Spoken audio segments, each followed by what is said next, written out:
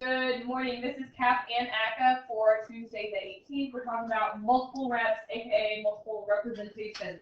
We're reviewing again additive and multiplicative from last week on quizzes, and ACA had a ticket. Some silly mistakes, honestly, that were made because we talked about it all last week. So let's go ahead and do a little review. What are some common things or differences between additive and multiplicative? Brayden. Okay, multiplicative goes through the origin while additive does not. What's another thing? Either same or different about the two. What is the same or different about the two? They both do one Graph, yeah, we can graph both of them, yes. So they both make a diagonal line? They both make straight diagonal lines, it's just where they go through, correct. What can you say about like the equations? Yes, Etta?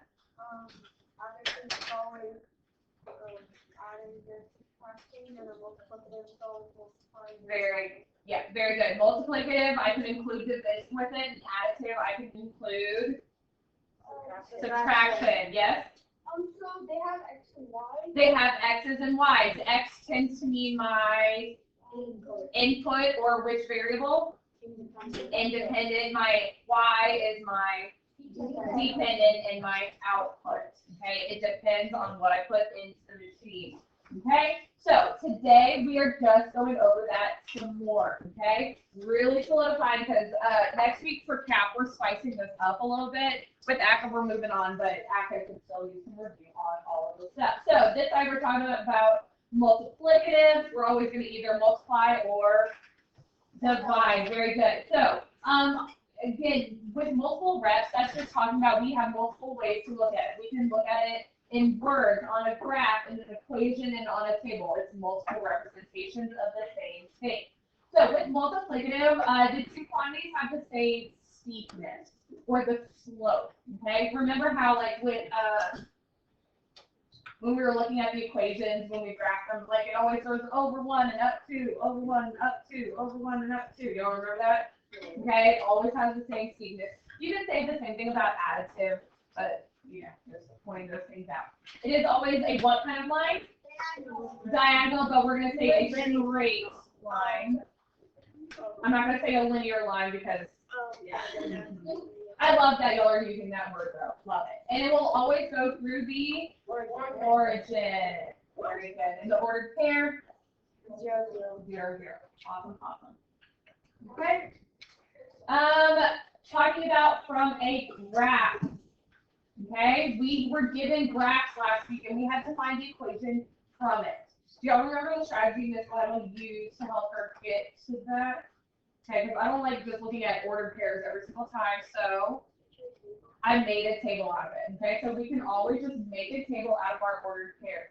What I'm looking for is intersections, so I'm just going to take a few dots. You really don't have to go crazy. Isn't there a table on the other side? It is, but it's also not filled in, so let's just make our own. Okay? I'm just going to go ahead, because we do need to practice with ordered pairs. Okay, my input and my output, that first ordered pair goes through that center dot, which is the origin of 0, 0. Okay, that next point, that second one, I go over 1 and up 1, 60. Very good. The next point would be 2, 120. Very good. And then 3 and 180. Very good. And hopefully you'll start to notice some sort of pattern. Okay, on the first one, I have no idea.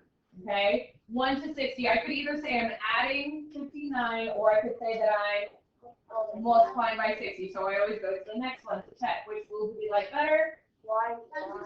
Times 60. Okay, so they are going times 60, but I want a beautiful, someone was trying to say it, a beautiful equation. So that equation, yes ma'am?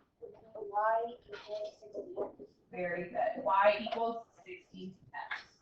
That is my beautiful written out equation. Okay. Now, in our day of notes, when we were talking about this, we said that like with multiplicative, we have that parent equation, and that's what's up here. Okay, remember, this is like the parent equation. The X will always be talking about our input. I was gonna see what y'all gave me. Okay, Y is always talking about our output. And then they will use different letters. I think we're gonna start using K. We had used A on the notes. It's literally just whatever letter is next to it, but you're gonna see K pretty commonly. And again, K is just talking about my multiplier, whatever I'm multiplying by. But again, I could put an A there, I could put a Q there, I could put a Z there. It's whatever you're multiplying your inputs by. You don't remember that? You don't remember that? You don't accept that? That's your own. Okay? We can also, like the division-ish way to do it, we can also say Y is equal to 1 over AX. Okay? And A is just whatever, like you're dividing by basically. Okay? A little review on here. We already sort of talked about independent versus dependent. The dependent relies on the input. It depends. I think y'all are pretty good about that. And then lastly, on the table. Okay, they gave us the rule right there. We're just going to plug in our input values. Okay, can I just write 60 with a 0 next to it? No, what do I need to add to it? Parentheses to separate it out, but it still needs to multiply. 60 times 0 class is 0. Yes, ma'am? Could you do 60 in parentheses and 0? You could, yeah. It's pretty typical that, I mean, I think most times I put the second one in parentheses, but I don't care, as long as you separate them with something. Okay? Fill out the rest of the table and make up your own inputs, whatever numbers make you happiest. Okay? If patterns make you happy, if large numbers or small numbers make you happy, make yourself happy.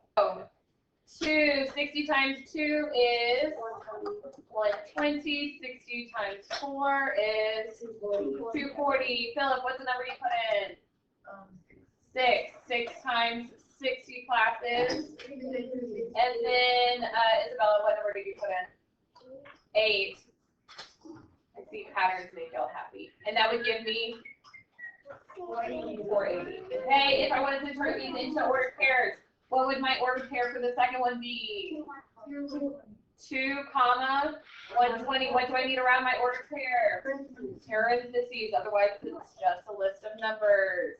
4, comma, 240. I'm not doing all of these because y'all get the picture. Gucci? Gucci. Flip the page. Okay? We are now talking about additive, where we either subtract or add. Okay, no matter what, just like on the flip side, it's always going to make what? A line? A straight line.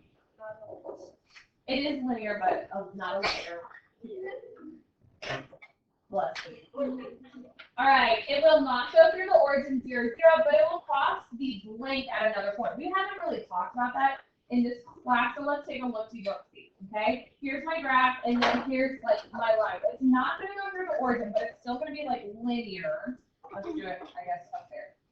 Okay, it still crosses what? What is it intersecting? What is it crossing? It is crossing that straight up and down line. It is crossing my which axis? My y-axis. Very good. It will cross the y-axis at a different point. Okay? Where it crosses is actually super important to our equations, and hopefully we'll look at that a little deeper today, and we'll reinforce that later. Okay? So let's go ahead and take a look at that graph. Okay? I see that it's linear. I see what else? It's crossing the y, and it's not at 0, 0. It's crossing. Go ahead and make a nice point right there where it's crossing. What is the ordered pair for that cross at the y intersection? 0. Yeah. -3. 0, comma, -3. I agree. Okay. There's not really any grid line, so I'm going to go ahead and I'm just going to do one other point. I'm going to do it right here. If this is called my y intersect, this one down here, this purple one, what do you think that would be called? The x intersect. Very good. It's just wherever it intersects that one. Okay, what's the ordered pair for that one? -3, -0. 3, comma, 0. You cannot have a -0. It has no value, so it can't be positive or negative. All right. So Let's go ahead and make our table. I can make a table absolutely out of just 2 points. Okay, I'm gonna start with the 0, -3. It really doesn't matter which one you put in, but they typically have their x's go in order. And then 3, 0. Okay, what pattern do y'all see? What's happening to x to get to y? Taking away 3, do y'all agree? Okay, so what would that beautiful equation look like? Y equals, they're starting with x and taking away 3. Very good. I'm sorry? Let's try that out. Could we do 1/3 of x? Let's test it. If I put in 0, what's 0 times 1/3, class? 0. Does that match my table? No. I also know it's not going to be multiplicative because it does not go through the origin. But it's always good to try things out, but I can just prove that it doesn't work. Yes? Yes, if you wanted to be spicy about it, you could write y equals x plus -3. Technically, this is the most simplified, and red is the most simplified. That's going to be your preferred way of writing it, but I would accept plus -3. Gucci? Okay, so let's take a little pause break. Let's look at the equation, and let's look at the graph, specifically the y-intercept. And what do you notice about those two things? What do you notice about the y-intercept and the equation? Turn and talk to your table. All right, what did you notice, Marcos? What did y'all notice? Try and say it. I feel it. Do you notice something about the y-intercept and the equation? Well, okay, correct, but specifically between those two, did y'all's table figure out anything? No. Philip, I feel like I heard y'all talk about it.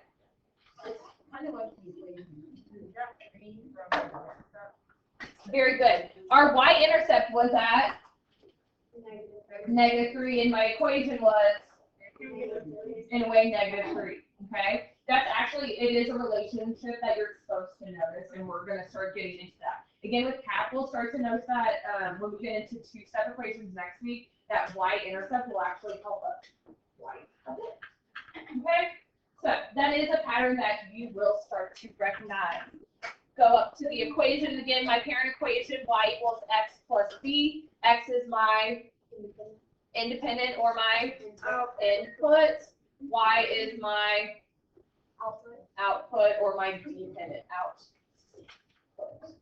Okay, my b is just whatever I'm adding. I think it's called the addend, right? From elementary school, the number that you add, the addend, right? There was like quotient, dividend, those things.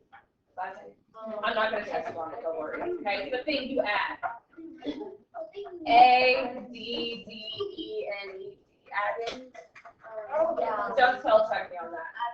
Right? But that's a word, right? How do you spell it? A, D, D, E. No, I had an extra E. It's okay. Nobody's perfect. Especially not this title. All right. And we have a table.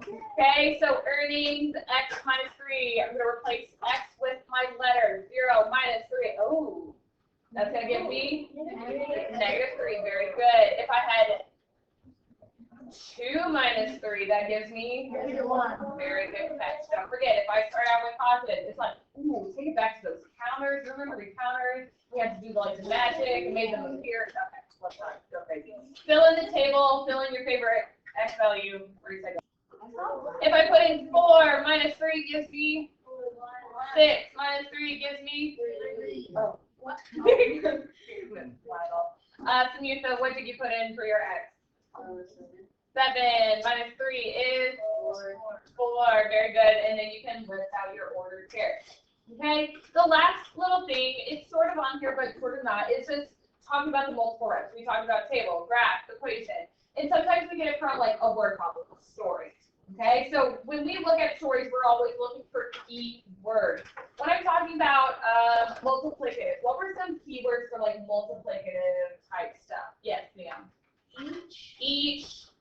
Class just found them out. Each, time, multiplied times,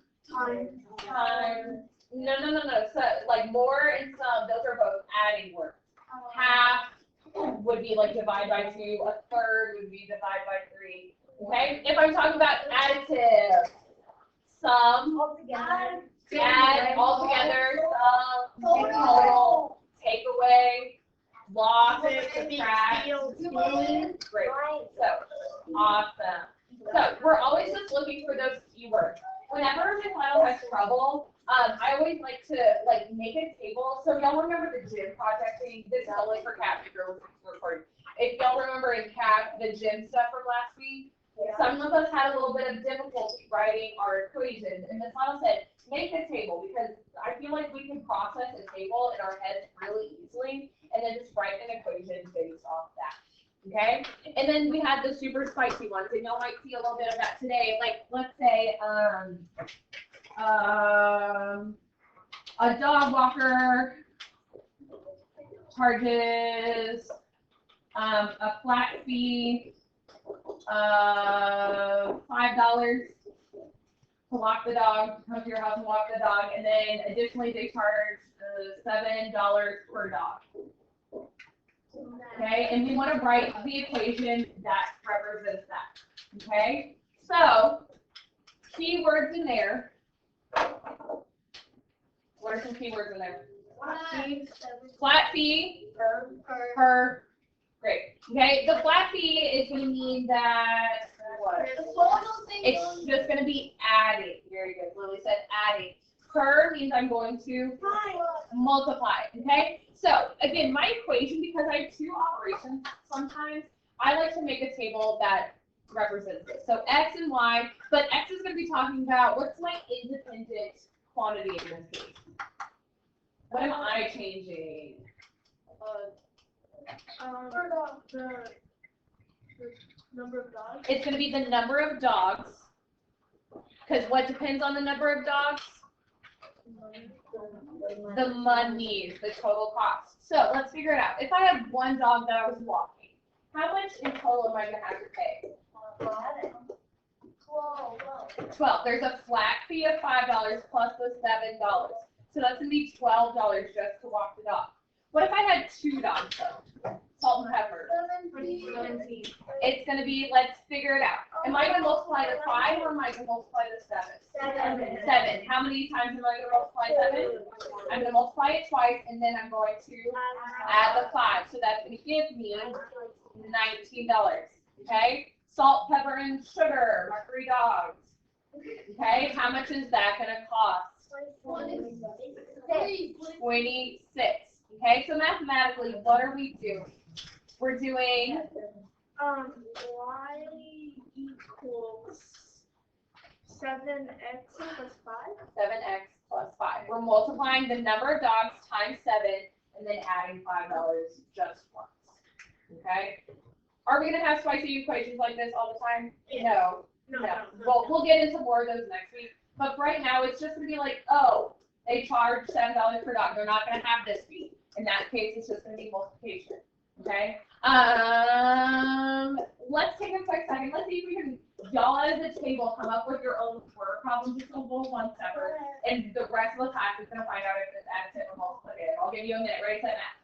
Okay. Very good. We talked about it. It's going to be different for all of us. So, your work for the rest of today is classwork.